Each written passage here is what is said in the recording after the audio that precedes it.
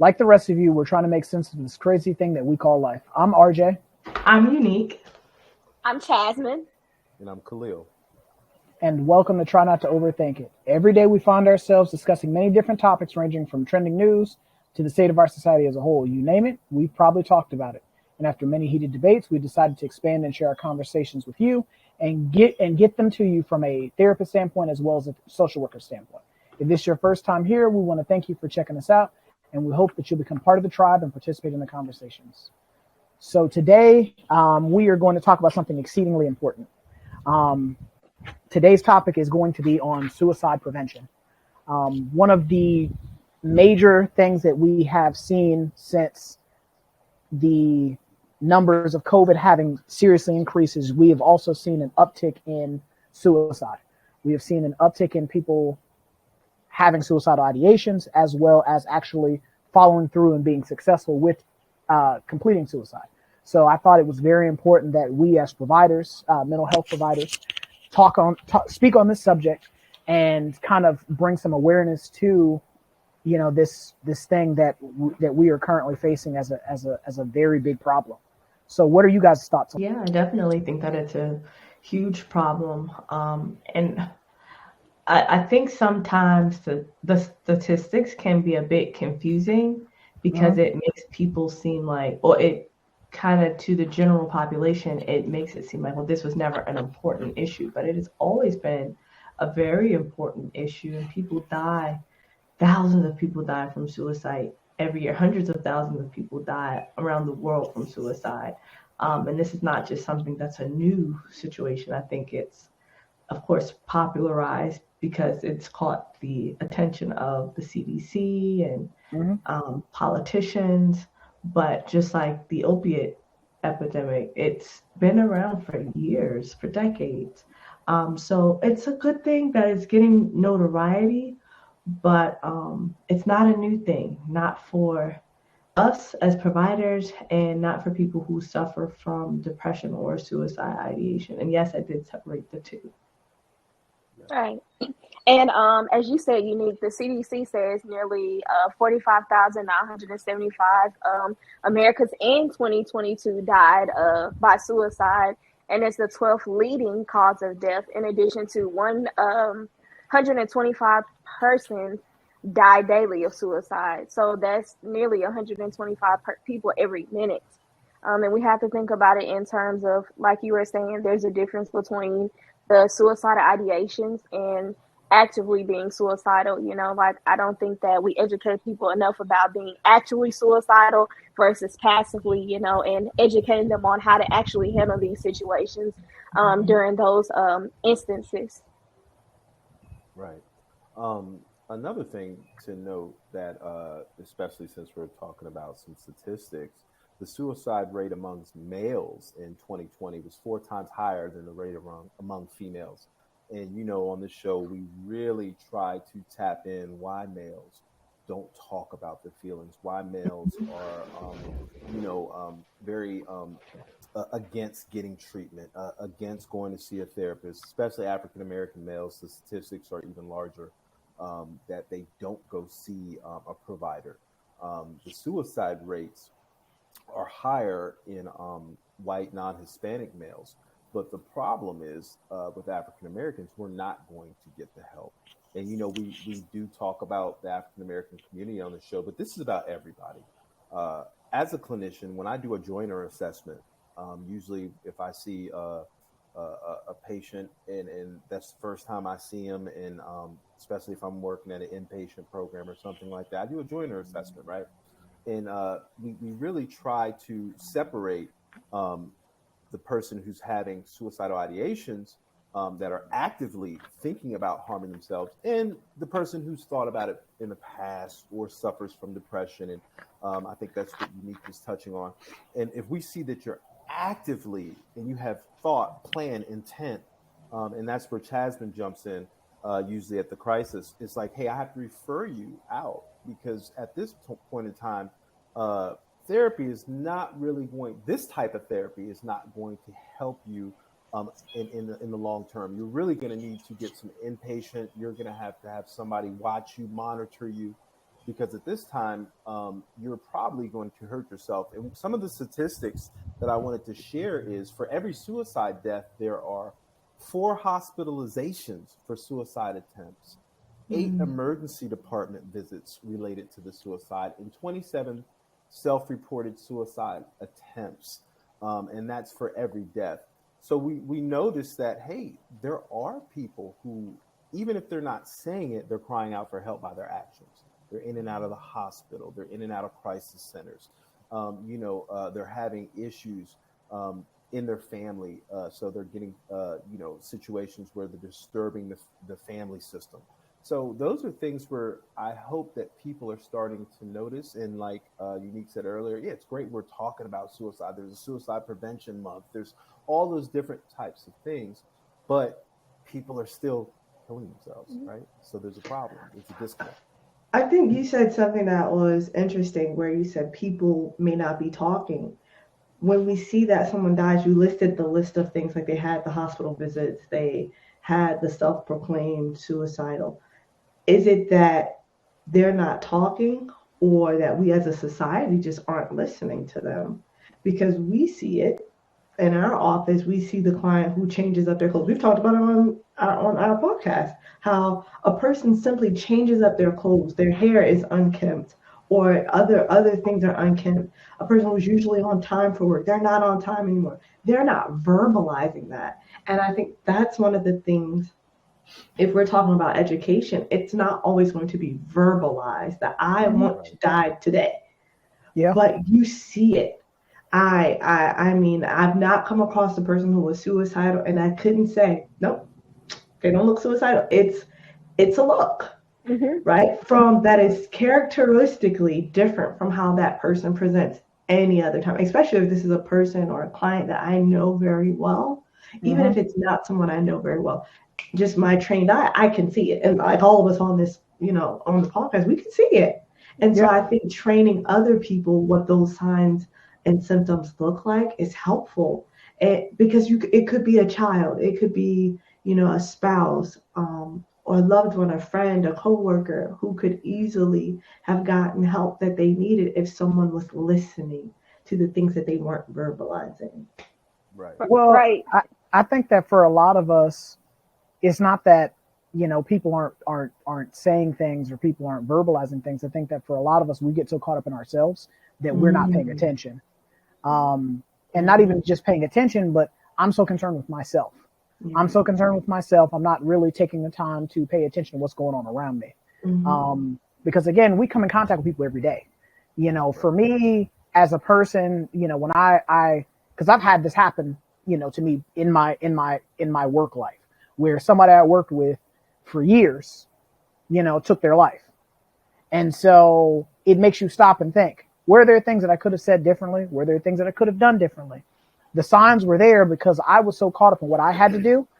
I completely missed the signs that they were putting out there, the things that were showing that they weren't, happy with where they are or who they were. And a lot of people have it misconstrued that, you have to be dealing with depression as the sole and only reason that you may want to take your life, that you're having those thoughts about taking your life. There's a wide multitude of not just psychiatric issues, but also social issues that you could be experiencing, environmental issues that you could be experiencing that may set you on that course, and you're riding a wave, and the next thing you know, the wave's overtaking you. And I think that for a lot of us, when it comes to talking about suicide prevention, we have to kind of rethink what that really means, because yes, it's become much more in the forefront because mental health and mental health awareness has become much more prevalent because you have famous people that talk about, hey, I struggle with mental health. I struggle with being depressed. I struggle with anxiety. I struggle with these certain issues. And so because it's more prevalent, because famous people are speaking on it, yes, people are more cognizant of the fact that I need to be looking out for people. I need to be really tapped in with people and checking in with them. And so, in rethinking what suicide prevention looks like, you start to assess, financial interventions. Because again, finances, if a person had money and then now they're bankrupt, now I'm thinking of, I don't have nothing to live for anymore. you know, and then other things like crisis intervention. If I'm in a domestic violence type situation, being able to have somebody that I can talk to help me navigate how to get out of that situation can potentially change my thought process about the situation and what my life can look like.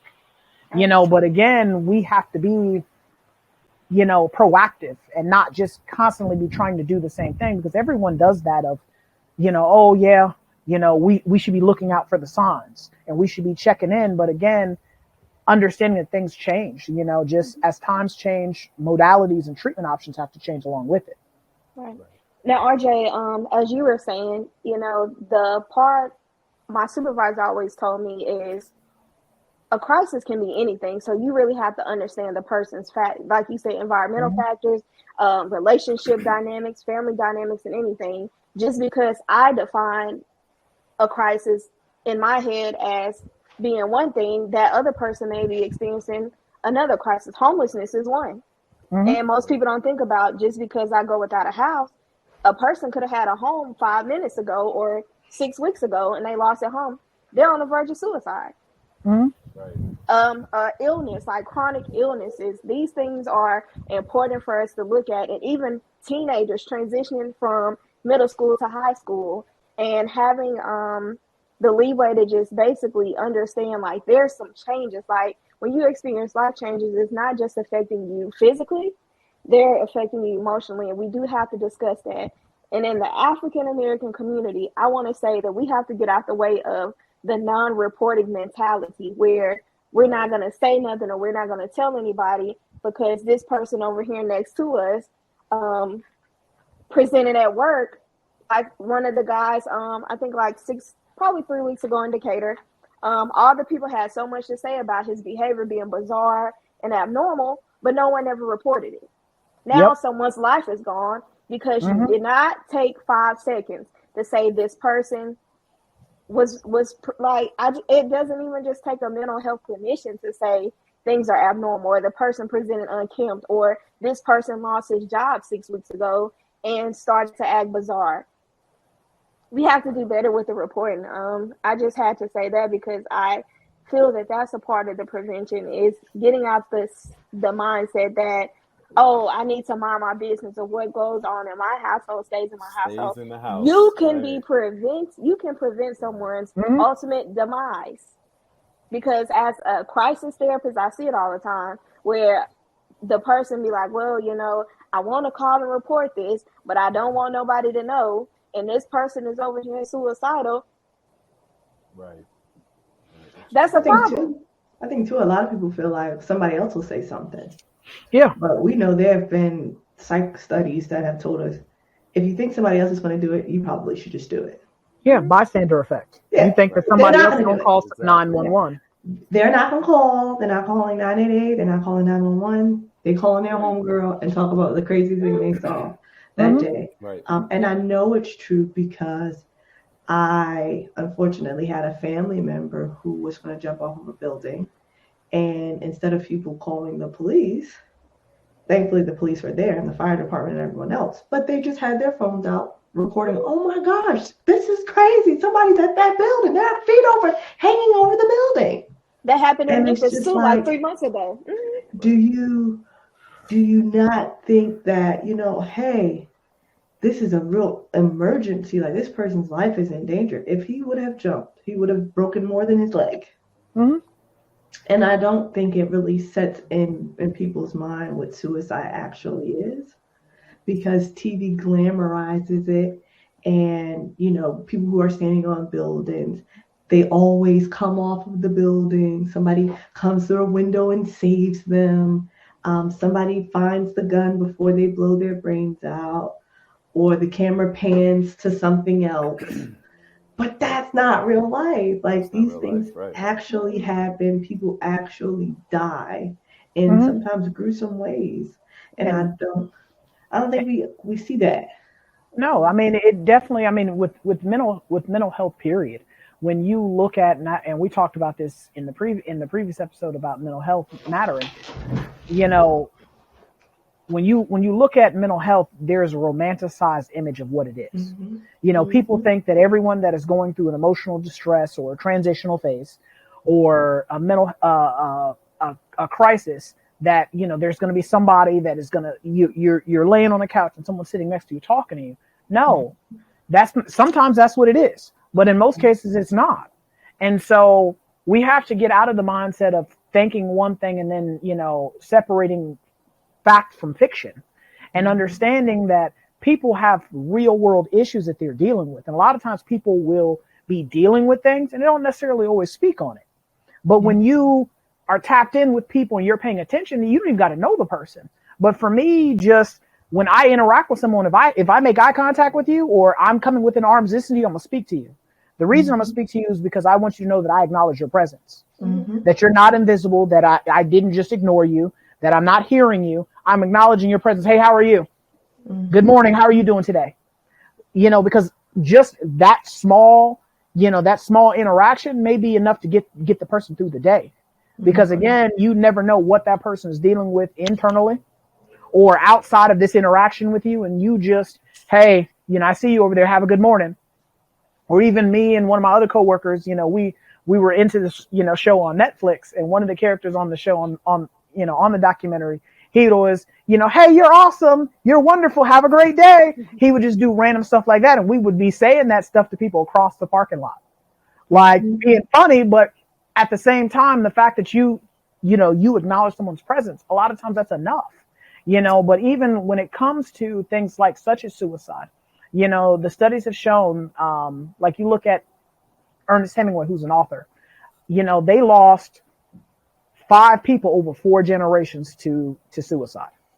The studies show that when you have someone, you have a family history of suicide, you're 2.1 times likely to commit suicide because you have that immediate thing going on in your family.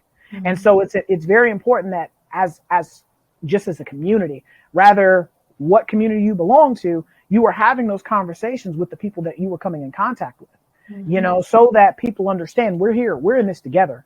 Yep. We're in this together. You're not in this by yourself. If you're going through things, you can come and talk to me. Yeah. I don't care what time it is, what's going on. You can come and talk to me because death is final. You don't come back from that. You can't come back. No. I think we also have to touch on the different groups that are affected, especially right now, where we see teens and young adults who are a part of the LGBTQ community, right? Their rates are a lot higher. And of course, as clinicians, we know there's certain things that put them. There are about a quarter of high school students who identify as lesbian, gay, bisexual have attempted suicide. This is from the CDC. We have a higher suicide rate among veterans. We have a higher suicide rate among people with disabilities. We have a higher suicide rate among the elderly, especially of what RJ was just talking about. With the elderly, sometimes they can be cut off from family members. Nobody's checking in on them. Nobody's saying, hey, how are you doing? Nobody's stopping by. Nobody's really trying, especially when they get to a certain age, if you're putting them, if they're in a home, in a nursing home, or even if they are in a nursing home, it seems like they're getting ignored, and people just push them to the side. Those are all things that as clinicians we're aware of. So if you come in and you're in the LGBTQ community, immediately I start talking to you about your mental health, about how it's affecting you. I start asking when's your last suicide attempt. But those are things that register in my mind. But for the community, those are things, especially when I talk about veterans, PTSD, those are things that jump out to me. But to the regular person in the community who's not a clinician, it might not. And that's why we want to educate you all that these are the people that you really need to reach out to, whether they're in your family, whether they're your neighbor, all people around you, you should really try to just check in on, especially if you know they're in one of these high risk, demographics. Right. And Camille, as you go ahead. No, you go ahead, Jasmine. As you were saying, even those with on a fixed income, we got to think about financial aspects, homelessness around here, lack of housing. And the interesting part, I think, for me as a clinician being in crisis was hearing people say the non-conventional ways of suicide.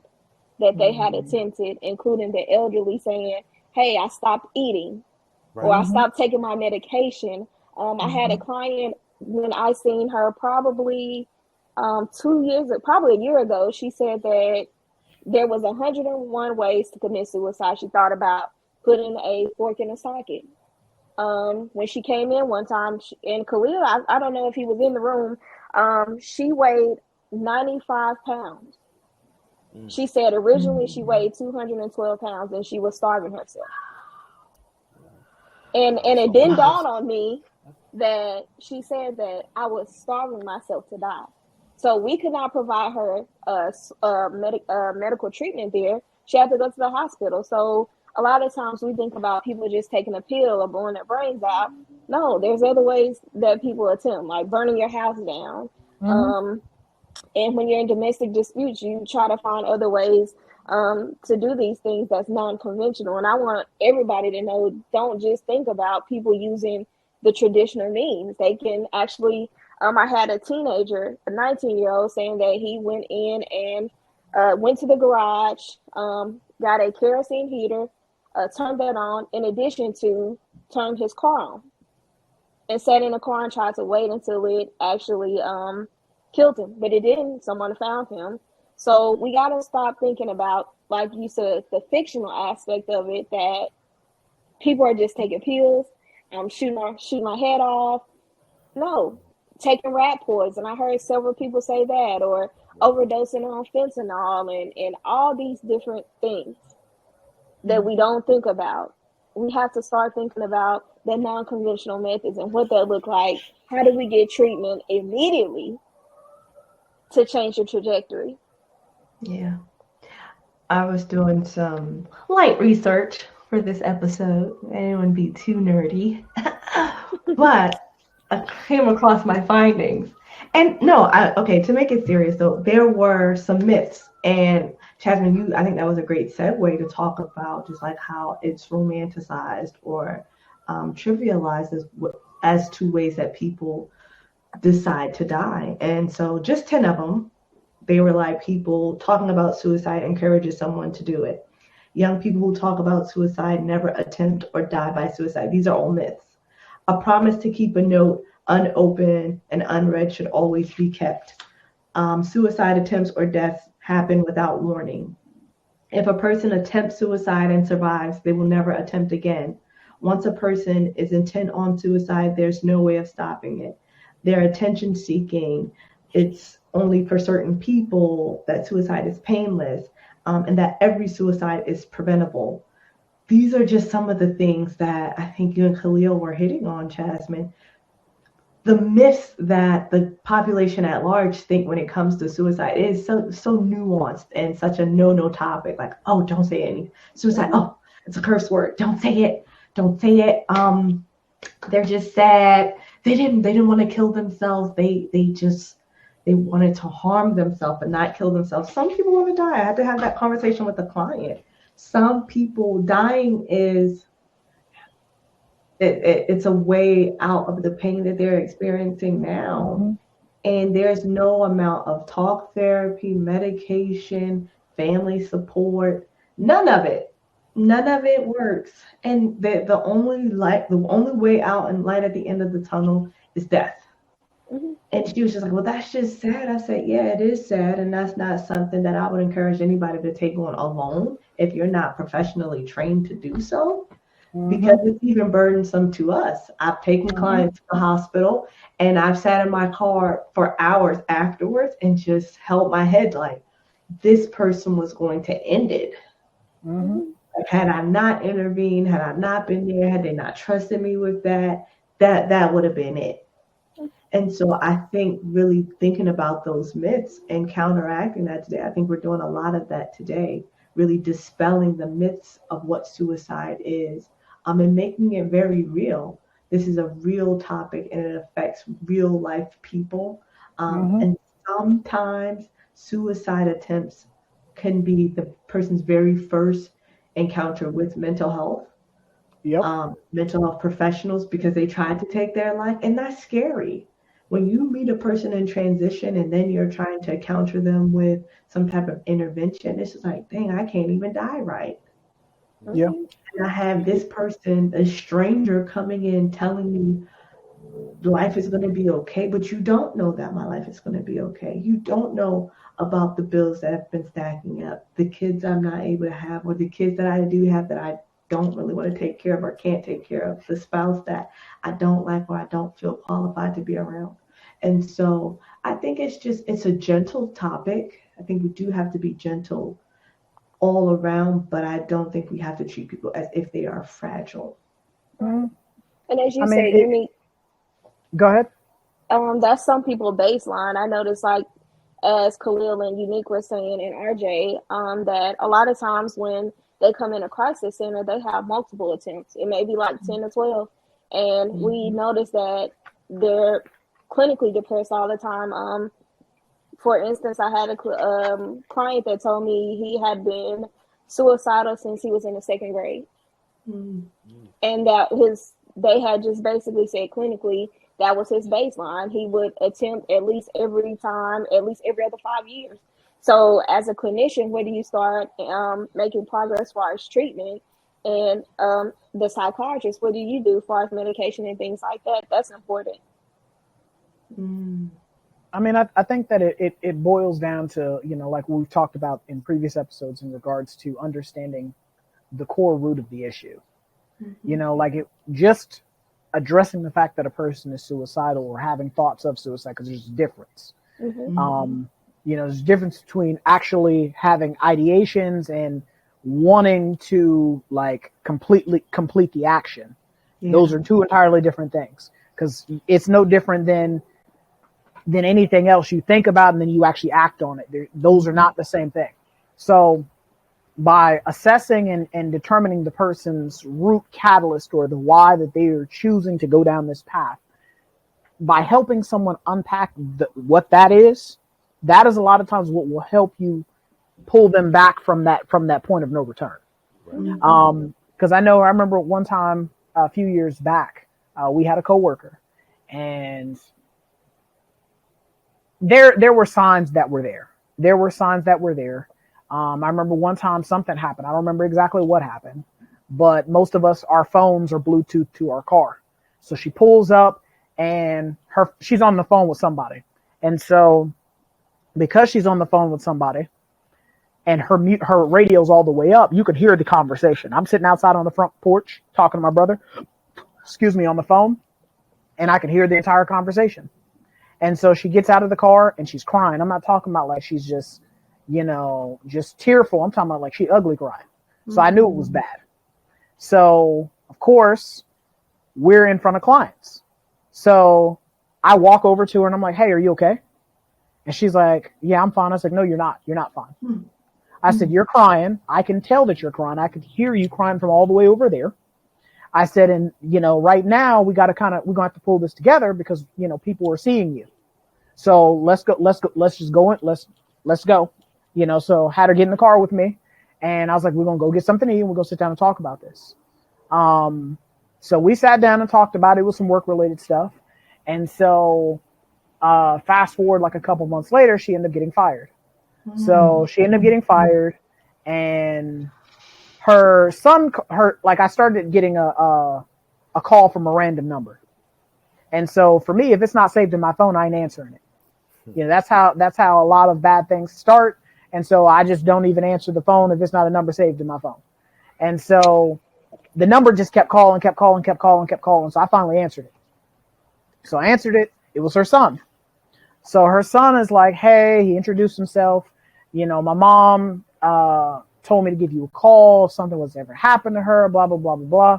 And so I was like, Mm. "Did something happen to her?" And he was like, "Well, she's going through it right now, blah, blah, blah." And I could hear her hollering and screaming in the background. Mm. So I said, and she had made mentions before about having a firearm. So I said, "Hey, don't let her go nowhere. Have you already called?" So we start going through the steps. "Have you already called 911?" And he's like, "Yes." He said, "They're on their way." I said, "I'm glad that you called me.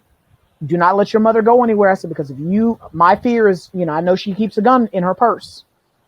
I said, so if you let her go someplace, you may never see her alive again. Mm-hmm. So I was like, drop your location. I will be there. I'll be there in a few minutes. So he dropped the location, and it took me maybe 10 minutes to get there from the main campus, cause she lived in Madison, but I ran every red light. I wouldn't observe the speed limits at all. So I pull up, and she's in the, so I pull up, get to the apartment. So I get to the apartment, and he's physically sitting on her, and she's not a small woman at all. He's having to physically sit on her, and just to keep her in the apartment. Yeah. And so when I get there, he's sitting on her, and so I pull up the ottoman, and I'm sitting there in front of her, and we're talking, and she's explaining what happened, X, Y, and Z. She's just tired. I just want to die, blah, blah, blah, blah, blah. And so he shifted his weight, and when he shifted his weight, she was able to get out from underneath him. And so she just booked it. And so I get up and I start running after her. And with her being a larger woman, I just threw myself into her. Mm-hmm. I threw myself into her, and we both hit the ground. I'm on top of her, because the ambulance had literally just come through the gate, because they lived in a gated community. The ambulance had just come through the gate while we're rolling around on the ground. And so I explained to her, I was like, listen, the ambulance is here. You're going to go to the hospital. You can go to the hospital. We're going to get you the help that you need. Mm-hmm. I don't want to have to file a petition if I don't need to, right. But I will exercise that, because for me, you have family. You have, you are the head of this family. Like, you have people that are counting on you. You have people that are looking to you for guidance. Mm-hmm. And we're not going to do this. And so, she cried, but, she got on the ambulance and went to the hospital. I visited her every day while she was at the hospital. And she was able to get the help that she needed by going to the hospital.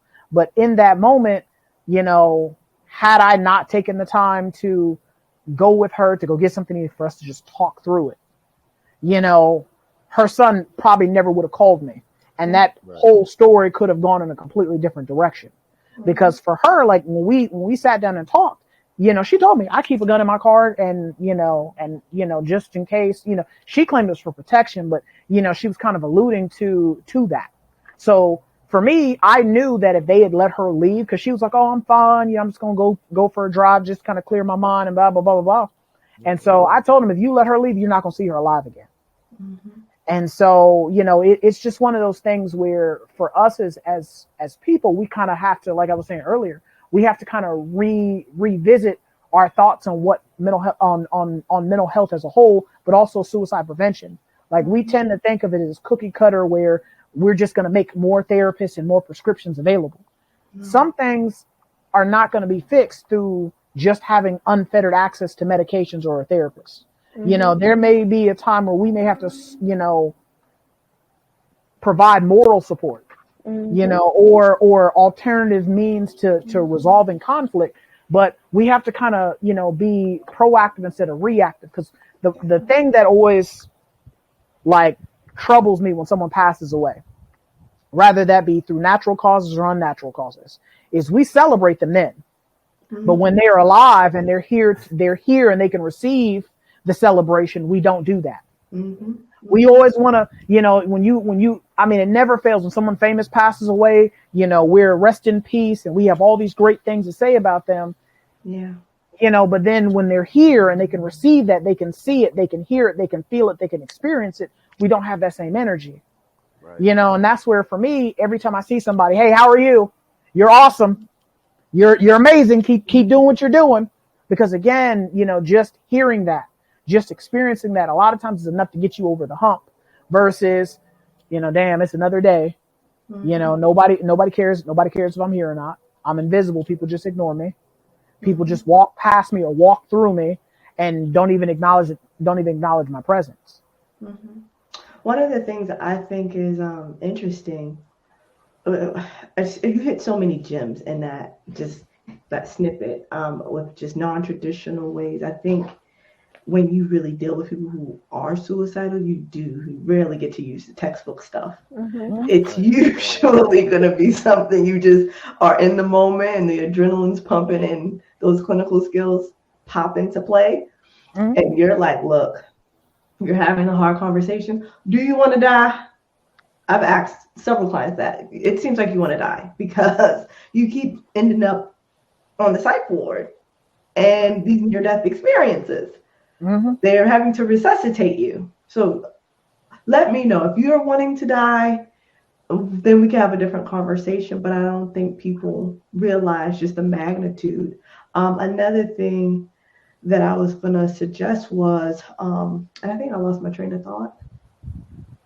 But it is a lot of times the unconventional things. I think one of the things, I'll say this is not what I was initially going to say, but I had a client, he was fiery mad at me.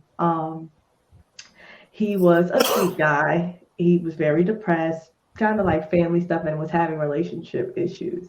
And he and I, to your point where it's not an amount of therapy you can have that will stop you from being suicidal. Mhm. And he was sitting down. I remember sitting at his kitchen table in the residential house, and he was just like, I'm just going to take some Tylenol, like all of it, and that's going to be it.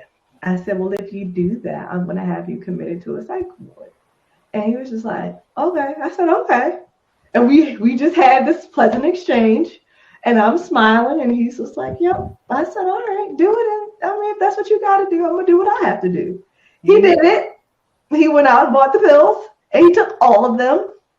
And I kept my promise, and I sent him to the hospital. And when he got out, they were like, you have to go and see Miss Unique to come back into the house. Well, I made the hospital, drop him off to the office to see me. Why do you want to see me? I was like, because I care. Mhm. This is just your job. I said, no. My job was to make sure you made it to the hospital. My job is not to care that you live to see another day. Mm-hmm. I said, but I do. I do care. Oh, and I was reminding him, this is the point I was going to make before. We have to remind people about all of the other good things. And this is why it's important to get to know people. So I was able to bring up, but remember how you helped this person out last week? When we got the new resident, they told me all of the good stuff about you. Now what's going to happen when I get another resident? Now I ain't going to have nobody to welcome them. Oh, you just saying that to be nice. I said, I'm not saying that to be nice. You know how many mean people come in these houses? Right. And he was just like, you right. I said, then who gonna sweep? Because you always come and you sweep the building for me. I got 5 billion things to do. I can't sweep it. He was like, you right. You're right. And so as I started to build that rapport, after it took us about a week to get back. But he said, he came back into my office. He said, thanks for saving my life. I said, thanks for allowing me to. Because that's a big ask. Yeah. Mhm. Yeah. Some people want to die, and that's the best thing that they could do. And so to have the opportunity to help them to stay alive, if just for one more day, one more week, thanks for letting me be a part of the happiness of your life, and not just a part of another thing to add to the negative list of a reason to die. Right. So, yeah. And as you said, Unique, I think a lot of times they think that that's a task of ours is to care. And a lot of times, as you said, once you build that rapport and you really engage with people, you understand their struggles, you understand the hardship they're enduring.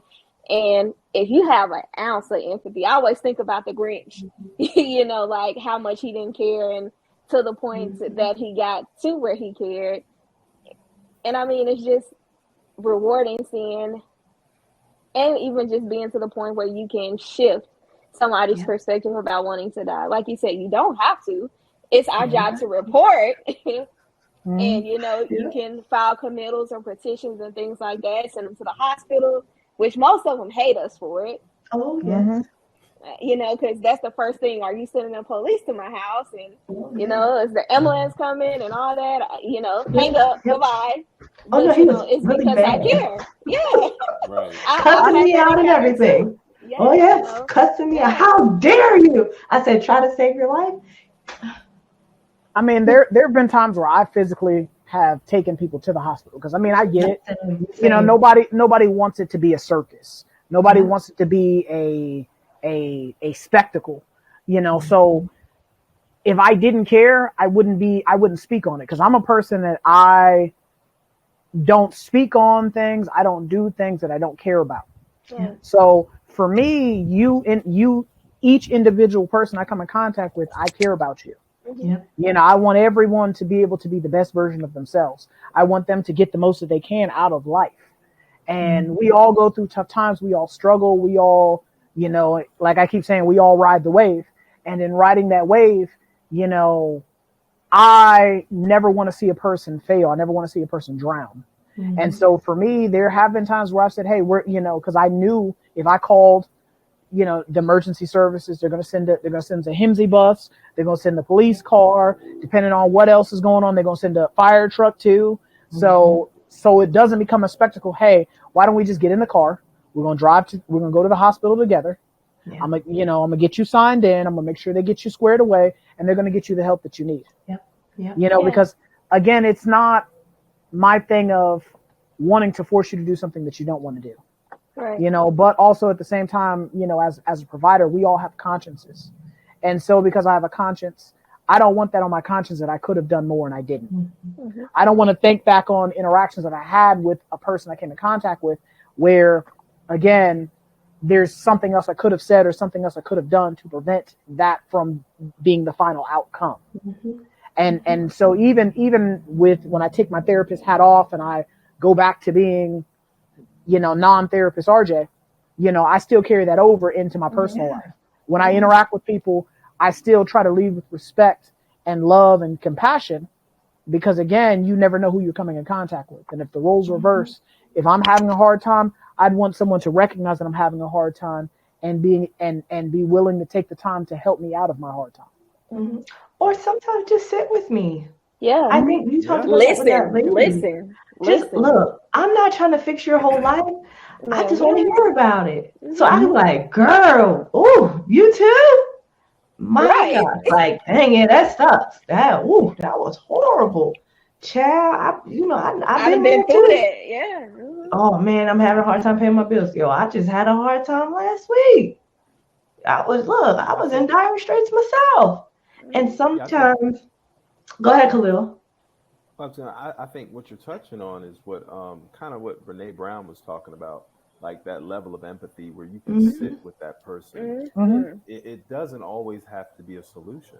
Yeah, I think that's what people are thinking. Like, fix my life, and it's not the scary part about it, right? Yeah. Like, you don't have to fix anybody's life. Like, you can sit with them in that darkness. You don't have to offer solutions. Mm-hmm. You can be a listening ear, like you were saying you need. Go ahead. I'm sorry. Yes, no, that's exactly it. Holding that hand. So many times I've just had people to come in my office, and they mad, when they first get there, and I flat out told them, oh, you don't have to talk to me. I got a lot of work to do, but you can sit down in that chair. They said, what? I said, yeah, you can sit there. Because I know I'm going to start doing my work, and something's going to come up. Man, they just get on my nerves. Who get on your nerves? Who you saying made me mad? Oh, well, what'd they do? Oh, okay. I thought you said we wasn't talking. I'm not talking. I'm still doing my work. I'm still typing. Right. And so then the story unfolds, and before you know it, they didn't spelled out the whole thing. And I said, well, what you want to do about it? Because you was real upset when you first got in here. So what you want to do about it? Because it don't sound like you're upset anymore. Well, I'm not really upset. Now my feelings just were hurt. I felt disrespected. I said, now we got something to talk about. How about we come back? Now that we got that out, let's come back tomorrow. You promise to come back tomorrow? Yeah, you can't kill yourself if you're going to promise to come back tomorrow. No, I'll be back. I said, you sure? I'm going to have to come looking for you. No, you won't. And they've come back. Right. And Unique, I like how you say the realistic aspect of it. I think people think that therapists are robots. And we're not. Like, we are human. Like, that's the most intimate time that you have with a person, is sitting there with them and their emotions. Like you said, it just takes one word for you to even just get I can pull so much in. And that's what I just think, like, it's the amazing part about it is being able to actually sit there with someone and not talk I don't have to talk. Inside. I don't have to talk because the therapist should not work as hard as the client, and that's what they always told us in grad school. However, the client is going to tell you what they want to tell you, and that's the great part about being real with them and building rapport. That's the two foundational things that I think that really drives a session. They don't want a robot. That's not what they're looking for. They're looking real. for a passenger on their journey, a companion on their journey. And as a therapist, that's our job. It's not to tell you what to do. Yeah. It's to help you. It's to be on the journey with you and to help you navigate and make sense of all things. your options. Yeah, because a lot of times, for me as a provider, what I try to do is I want you to talk about what you're thinking. Say your thoughts out loud. By saying them out loud, guess what? You realize that probably wasn't the smartest thing to do in the first place. Because now that you're saying it out loud, you're like, it sounded good in my head, but now that I'm saying it out loud and I'm hearing it, ooh, that probably wasn't the smartest thing. Well, that's how Reel that back in. Hold up. Right? That's all of us. That's how we become aware of some distorted thoughts. Yeah. Oh, I yeah. say it out loud, and I'm like, oh my god. I'm gonna be like, RJ, that was does that me? make sense? I'm tripping. Yeah, that doesn't So make sense. That wasn't me. That was the hunger talking. So I ask, when they do that, I'm asked, like, now that you've said that out loud, does that make sense to you? You know what? See, I see what you did there. You just tricked me. I'm like, I didn't trick you. You ran it. I just inquired, and I just asked some questions. I said, I didn't do anything. You came to the realization on your own. And so for me as a person, and we've talked about this in other episodes, where it boils down to valuing the people that we come in contact with. Yep. And I feel that, there has been a large disparity and we just don't value each other anymore. Yeah. Because if I valued you, there's not going to be a day that I come in contact with you, I don't even speak. And when you look at, like, with COVID, when COVID kicked off and we all had to go into seclusion and isolation, you saw you saw the numbers go exceedingly high because people started to become depressed because that interaction wasn't there anymore. The community wasn't there anymore. The ability to have a conversation with someone face to face was no longer there anymore because the fear was, if I come in contact with too many people, I potentially am going to die because people were literally dying from catching COVID. Now that, of course, they have the vaccines and there's different treatment options that are available to manage and to address COVID, you're starting to see people interact and kind of come back around. But in that moment, how many people can honestly say that I was calling people to check on them? Right. I haven't heard from you in a week. Let me call and check on you. I haven't heard from you in 2 weeks. Let me call and check on you. We're used to seeing the same person every single day. And now all of a sudden, because of COVID, I don't see you but every once in a while because a lot of people started working from home or providing, from home services. For me, and in my department, the department I work in at work, we never stopped seeing people. Yeah, I was always at work. I was always at work. And me being a manager, I definitely could not be at work. So one of my clients, the fact that every single week we sat down, I sat at her kitchen table and that's how we had our sessions was I sat down with her because, she was an engineer in her previous life. She was an engineer. She became unwell, could no longer be an engineer anymore.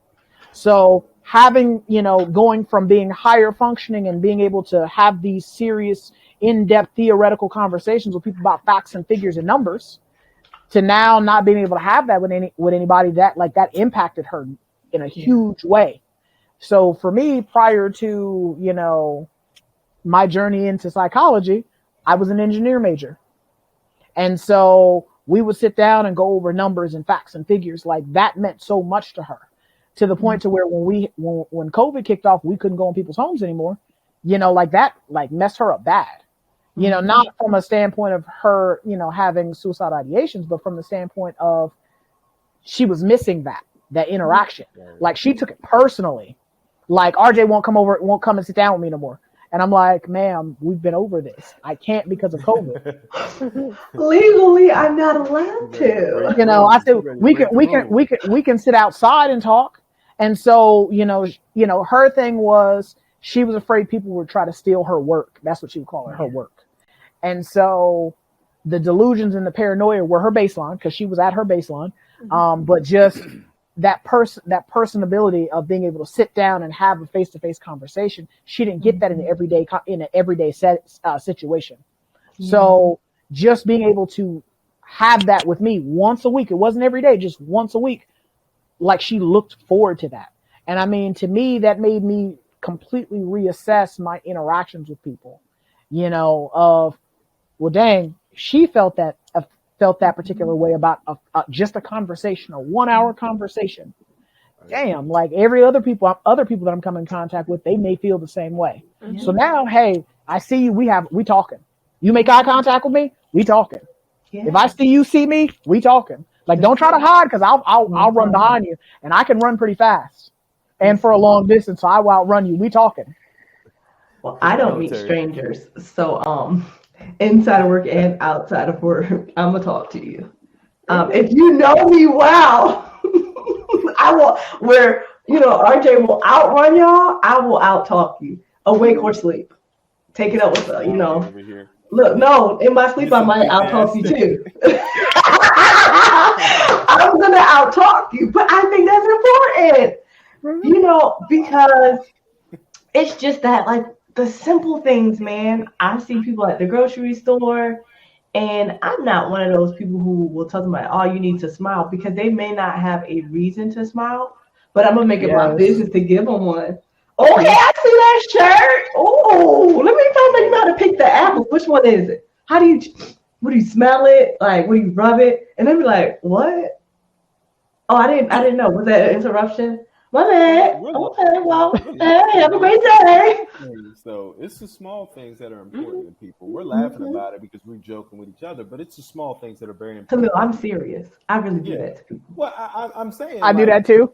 Yeah, and it's a good thing, though, because what you all are doing is you're bringing someone some type of ray of sunshine into their life, some form of encouragement. And people need that. I had a client, I was going to bring it up earlier. She told me one of her reasons for living was to finish watching Stranger Things. Come on, man. She enjoyed that TV show so much, right, that she wouldn't watch like the end of season 3 until season 4 came out, so she would have something else to watch. And season 4 has come out, right? So she said, well, that keeps me alive. And this is someone who had a niece and a nephew who she loved, sister, family, mother, father. She still had a core nucleus of people. But she said the only thing, which was so funny to me, and I'm like, that's the only thing keeping you alive, was something she found a little bit of enjoyment in. And to me, that spoke volumes, because I'm like, wow, if something that small can keep her from taking her life, what you all name can go a long way as well. Because it's small, just that interaction you have with people. Sometimes just your smile. I know when I come into work, I like somebody to joke with me. Chaz knows, you know what I'm saying? We used to work second shift together. She'll talk some stuff to me. Khalil, you owe me money. $30 every time you come in. Exactly. And I might be in a bad mood, but I'm like, man, leave me alone. But, it'll make a smile come to my face. Something like that is needed, because you never know where my head is at. You know what I'm saying? You never know where people are. And you might be able to bring them out of that negative thought process. So what you guys are talking about is important. One time, I was at work, and I worked in a very unfavorable environment where people came for a prescription. And so the staff members, we had to be there at 5 a.m. And so the staff members were not always pleasant when you had to be to work at 5, sometimes leaving your house at 3 a.m. And so I came up with something called the Wellness Committee. And the Wellness Committee would literally, I would go around to everybody's office and just say good morning. And so when I talked to the front desk worker, she'd been working there for years. I was like, I really want to make this a thing. And she was like, nobody's going to join it. Nobody's going to be a part of it. I was just like, are you sure? Like, I think we could. And so it started off with just me saying good morning, it turned into doing birthdays, us having Super Bowl parties, Thanksgiving parties, and people would pay for it. Like, I never put my own money up for anything. Like, for any of the potlucks, we would cater food. I never paid for anything. The owner never paid for anything. We had birthdays, never paid for anything, because people wanted it. They liked that I would come around and give them a simple card that may have cost me $2. I had people to give money in the card. Somebody lost a loved one. And I was like, we really need to support them. We threw baby showers. And they said, well, how did you get people to do it? I said, just by saying good morning every day. Mhm. It made the difference. And so if a person was going through something at work, they would give me a call or send me something on the work email. Oh man, I just need somebody, and I got other members, somebody from the wellness community to come and talk to me. So I would send out the people like, hey, we got a wellness situation. You need to go and talk to such and so. And it just got such a buzz around the office that people enjoyed coming to work at 5 a.m. And they'd be like, I didn't get my good morning today. I was like, well, you must not have been in your office because we came around. And they're like, well, can I get it? Well, good morning. How are you? But it makes the difference. So if it makes the difference for us, people who may not suffer from an ailment, imagine, like you were saying, Khalil, that we've all said how much of a difference that makes to someone who is not feeling their best or potentially feeling like dying is the best option. It makes a world of difference to just say, you matter. I care about you. You can talk to me. Hey, let's call the crisis hotline together, right? I understand that this could be scary. Let me talk to them. I'll talk to them with you. Or you can drive to the hospital. Tell me what happened. You know, all of those things, bringing it full circle, make a difference to a person who is hurting and feeling alone or without options. Yeah, because for most people, when they're at that point, they feel like they have nothing else. Yeah. And so if we can be that ray of sunshine to show them that they have other alternatives, it means the difference between, in some cases, living and dying. Yeah. I mean, and you know, like you and I, like we're both silly in that regard. Not, you know, that we don't take the situation seriously, but just the fact that we will go out of our way to be so extra that it pulls your mind off of the negative. You know, like I had one of the people that I work with where he always talks about hunting the good stuff. No matter how bad things are, you know, you have to embrace the suck and hunt the good stuff because it could always be worse. Whenever I talk to somebody, I ask them, hey, how's your day going? It's okay. Why is it okay? Why is it not super fantastic? You know, and then they start going, hey, but it could be worse though. Well, how could it be worse? Because you could have not woke up this morning. Yep. You could have not had a job. You could be living on the street. There's a whole lot of other things that could be going on to where you could be, you know, at rock bottom. And they're like, you know what, you right. In comparison to those things, I'm doing great.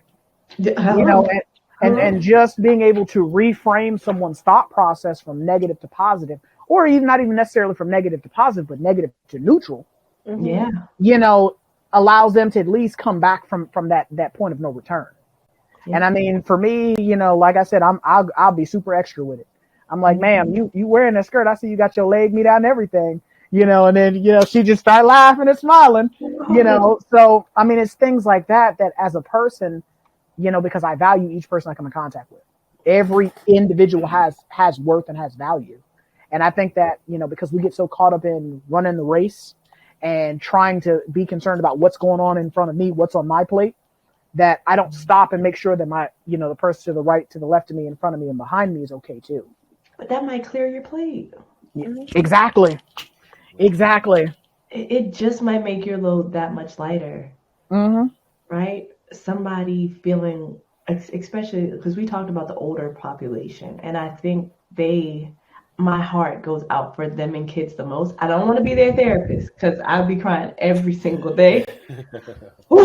But outside of therapy, they're my favorite. But you look at the older person who doesn't have, you know, their kids are all gone. They may not come and visit them anymore at the nursing home. And you go in just saying, they may feel listless and suicidal, but you say, man, I don't know how to get my kids to listen to me. Well, let me tell you, I got 20 years worth of experience. Well, and you just brought them out of it. Me sharing my problem brought this person out of suicide. Sure did. Because now they feel needed again. Oh, she needs me. She ain't gonna value it. Right. Them babies going, they ain't gonna make it with her. But I told this 70-something-year-old who's had life experience the problem that I'm having. Now she's feeling I'm pouring into her, and she needs me again. I'm needed, and I've just changed that person's whole dynamic. So yeah, it's I think we could go round and round talking about just people being needed. Another thing I wanted to talk about was people, um, that community, to see that I'm not alone. We've talked about group therapy, but I think we will talk about it a million more times. There are communities for everything under the sun. Yes. Yeah. Different. Find your people. Mm-hmm. I'm going to say it for the people who got their volume turned low. Find your people. There are literally chat rooms for everything that you can imagine. And I found one today. I found one before, but this one is called www.suicidestop.com. And literally, they have chat rooms that are monitored by professionals to make sure that it's a supportive space for people to join and talk about what's going on. I mean, I've even peeked on it for some of my clients just to see if people are in there like, I had a bad day. It just really feels hopeless now. And somebody's just like, why does it feel hopeless? Bad days don't mean you're having a bad life. And these are not trained professionals. These are regular people who've experienced the same thing, because you have to meet the criteria to get in the chat, but it's free. So you find people who are experiencing what you've experienced, or who have experienced what you experienced, and they're thriving. So if you're like, I don't want to talk to my family because I'm embarrassed, your family might not. I tell clients all the time, your family might not be the best person to talk to about this. Yep. Right. They're not going to give you the best advice. They don't understand. Then they shouldn't. That's not their job. Their job is to be your family. Mm-hmm. Yeah. But you do have people. Yeah, they're going to be biased. Don't kill yourself. That's just a dumb idea. It's not a dumb idea. It's your idea. Right. Okay. But these people in the chat, they know what it feels like to not have family support, or to have family who doesn't really understand, feeling like you don't have options. So finding a tribe of people, or a clique, or a group, find people who are going to see you right where you are, not where you should be, where you want to be, where you used to be. Nope. Today, right in the midst of your mess. And I wanted to also say, because I'm going to allow Chasmin to put this in, for you all who don't know, especially in the local community, Alabama, Huntsville area, and all around Atlanta, different places. Right now, what's really a useful tool right now is the 988 hotline. Chasmin, if you want to speak on that for people, because we're running out of time, people need to know about the prevention strategies. Okay, so the 988 hotline is a suicide intervention hotline in addition to suicide prevention hotline. What you can do is call if you feel hopeless. You can have a conversation with a trained therapist. I know in certain areas they do have peer specialists that do have that experience, as Unique was saying, that has experienced either attempts, hopelessness. In addition, there is a 714-714 text line. You just text hello, I think, and you can actually chat with a therapist or a trained therapist as well.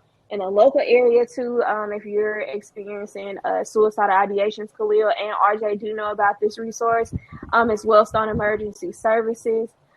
They do screening as far as like the suicide risk assessments. And RJ, you can probably go ahead and tell them too more about it, and Khalil if you want to as well. Right. Definitely is in the local area.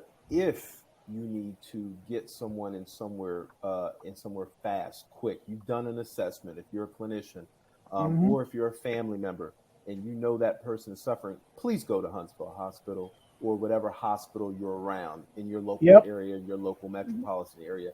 Go there. There's trained professionals. There's psychologists. There's psych screeners. There's all different sorts of people at the hospital, and psychiatrists, who will do an assessment. From that point on, we can get the person, refer them where they need to go. You can get them in the appropriate mental health services, outpatient, inpatient, whatever it is. But those are things where if you're in that type of situation where you know it's an emergency and that person has expressed intent and they do have a plan, that there's nothing you could do personally besides to get them to the hospital at that time. Do not pass go. Don't collect $200. Don't wait.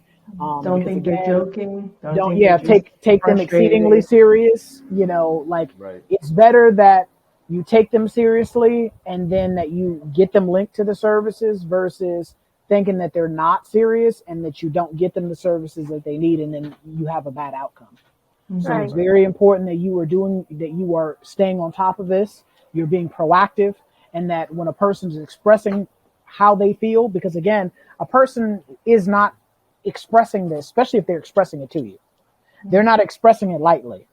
They're not telling you that, to threaten you or to just be saying it because it's cool. It's the cool thing to say.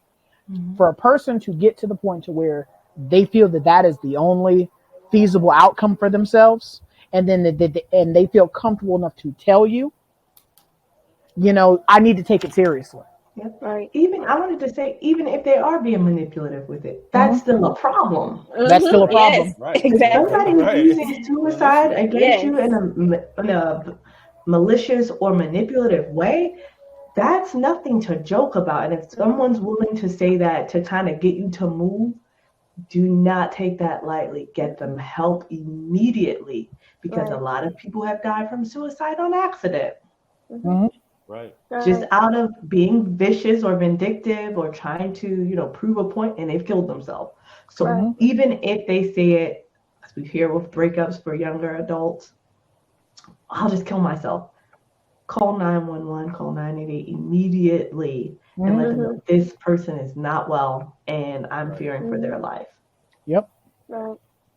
And as you all said, the plan, meaning intent, we have to elaborate on that real quick. A plan just means, hey, they're planning to do it. They probably Googled, they told you something about it. They may have stored a weapon, means you have a weapon, you may have pills, you may not go purchase food this week.